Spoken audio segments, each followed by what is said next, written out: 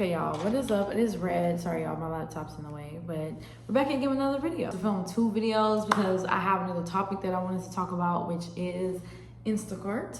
If you guys don't know about Instacart, it's a delivery driving service where you go grocery shopping and you deliver them. And now they have shop and deliver as well, to where you go and the products are already picked and everything. You just scan them and then deliver the items.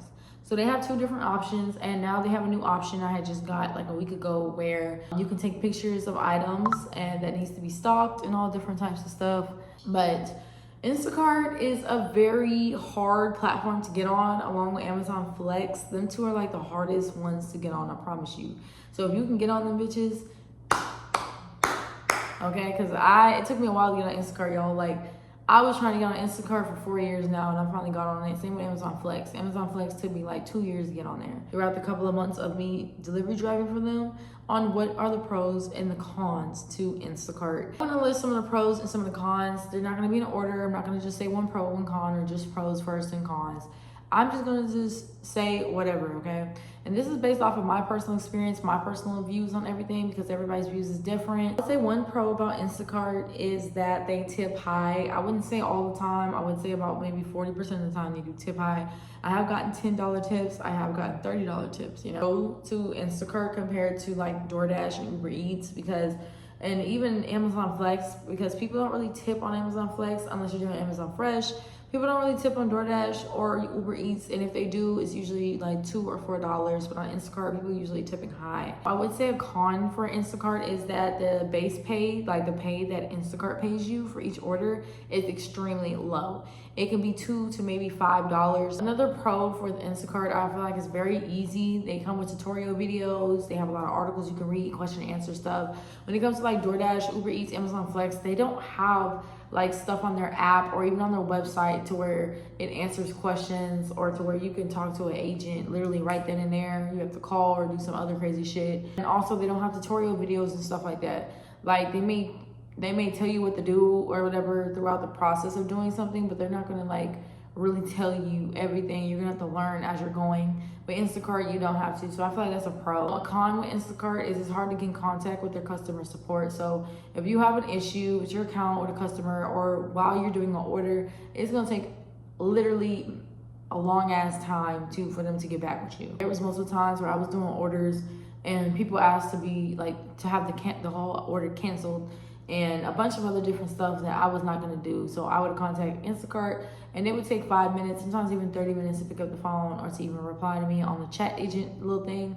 I would say another con to Instacart is the fact that you have to consistently take selfies. I hate doing that, especially if it's every single day, every single 2 days. I don't care. I feel like, yeah, they should verify you, but it should be like every so often. It shouldn't be every single day you get on the app, because I feel like that's just dumb and pointless. I understand that they have people that use other people's accounts, but at the end of the day, y'all have to understand why other people are using other people's accounts, okay? Sometimes it's not always for bad intentions.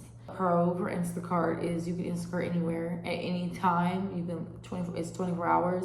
Some delivery driving apps are not 24 hours. Some of them, if they are, you can still only do it at certain times. Instacart, you can do it anytime, anywhere, any place. Another con about Instacart is if your ratings are low, they will pick and choose what to send you. Let's say if your rating is like a 3.0 or something like that, they will not send you a lot of batches just because your rating is low. And I feel like it should not be like that. I feel like you should still remain a certain amount of batches, because sometimes you can't control if somebody was to write you 1 star just because you refunded an item, or just because, you know, you did something they probably didn't like, or you didn't reply to them when they was messaging you. Like one lady, she was mad at me, y'all, because I did a 6 a.m. order for Kroger, and she wanted 2 big hams from the deli section, which I had went over there and I talked to the deli workers, and they're like, oh, we don't open till 8 o'clock.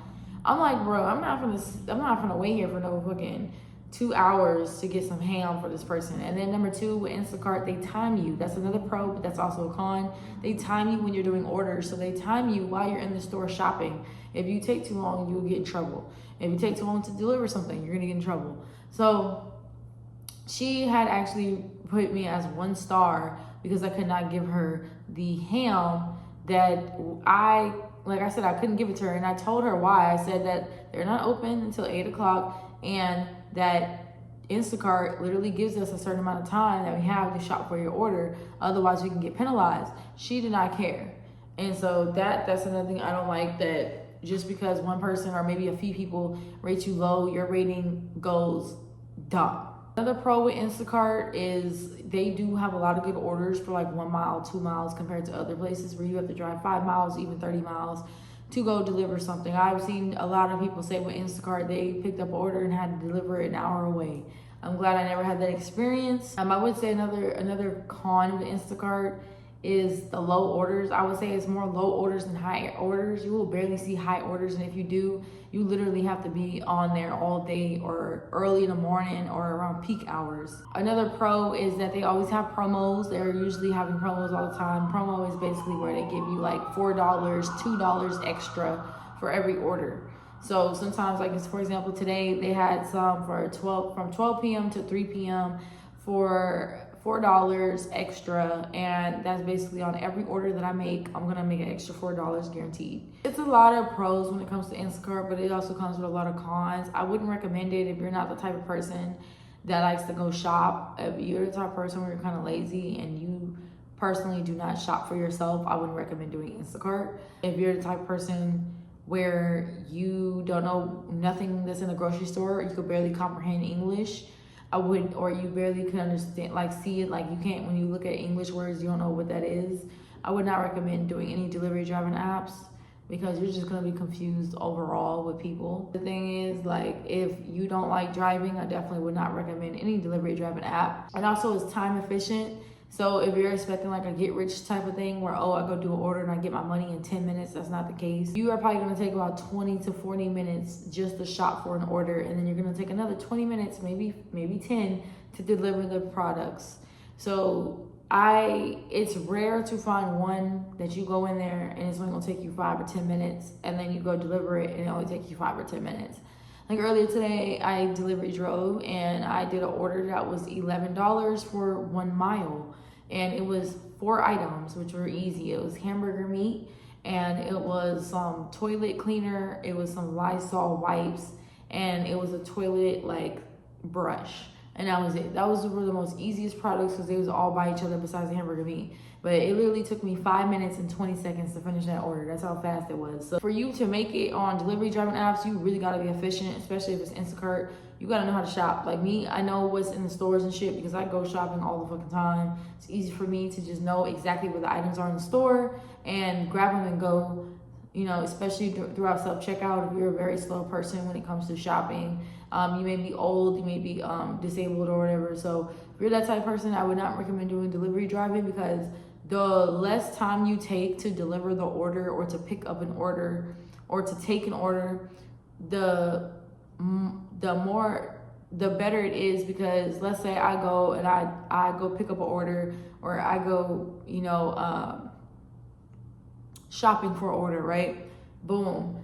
Take me 5 or 10 minutes, and I go deliver it to them 5, 10, maybe 20 minutes. Boom. That helps me out because I have more time to get another order. You know, you want to be making as much as possible per hour.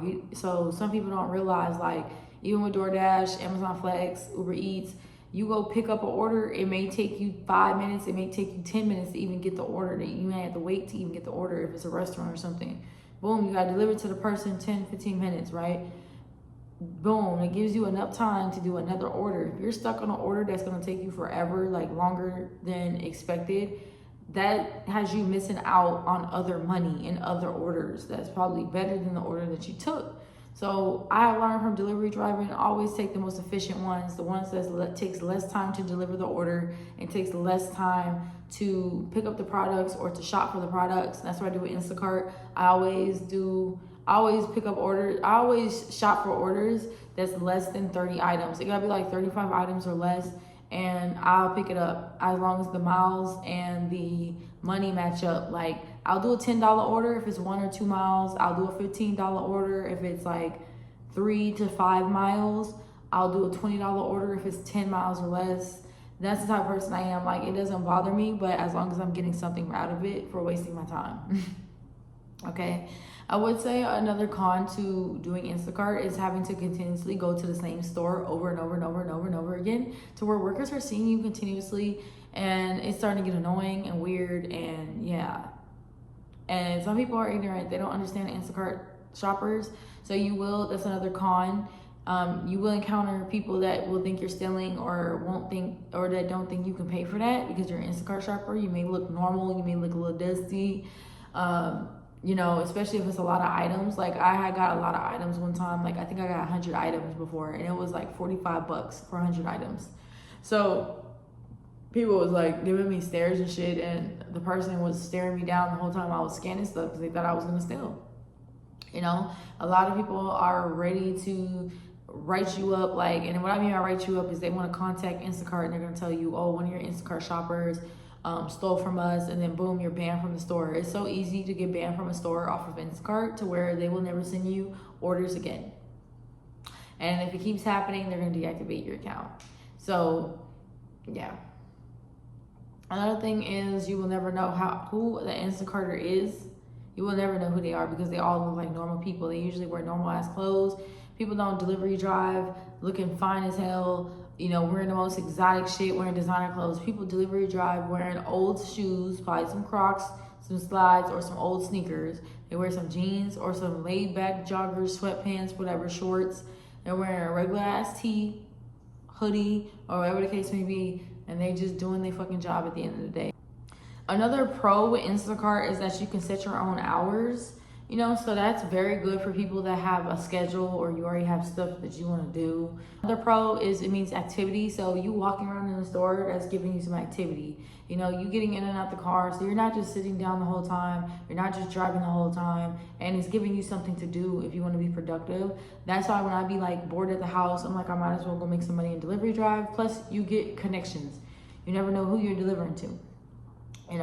And especially if you are the type of person where you're a couch potato, or you're a stay-at-home person, or you're a homebody, or very isolated, it's good to get out, especially if you don't have friends, family, and stuff. I definitely recommend delivery driving because you get to see where different places are, like restaurants and newly built places that's probably not on Google. You get to meet new people, and you just get to drive around the city and just do whatever. And you can do it in any city, any state, whatever. So another con I would say is that you can always get a traffic violation. You can always get something that can always happen with your car while you're doing it, and it adds miles to your car. So be aware of that. You're not going to be making that much money unless you're a real hustler, unless you know how to work the app, unless you know what orders to take. That's the only way you're going to succeed. If not, if you're taking every single order, you're a flunky. If you're taking orders just because it's high, you're a flunky. And that's why a lot of y'all be quitting and stuff, delivery driving, because y'all don't be knowing what y'all doing. You just download the app, you press go, and y'all just think that's just how you're supposed to move. And you didn't watch no videos, you do no research, you don't know what to do, you don't know what to press, you don't understand the concept of delivery driving miles, you don't understand the time that it takes to do each order. You have to be strategic when you're doing delivery driving orders, because you're not supposed to take every single one, and you're not supposed to take one just because it got high pay or a low amount of items. Con I would say is that people complain a lot. You'll get a lot of customers that complain a lot. You get a lot of people that don't tip. You get a lot of people that want to make you wait outside their house for 30 minutes, 10 minutes just to open up the door and get the groceries. You definitely expect people to leave $1 tips, maybe $5 tips most of the time. Con is people think that you work for the store. They expect you to know when everything's in stock and when nothing's going to be in stock. I don't know what it is, but I feel like delivery driving apps should send out a pamphlet to people that order off their platform and let them know certain things that they're not knowledgeable about, because that's what causes problems with delivery drivers and the people. I would say another con is that you will have a lot of slow days. That's for every delivery driving app. You don't hurry up and get the order, another person will. And you have to hurry up, dead ass, because all the good orders are gonna be took in 1 second, 5 seconds, 10 seconds. Do what you gotta do. Pro that you can do multiple orders at once. You can do one, you can do two, you can do three, you can do four. It could be high, it could be low.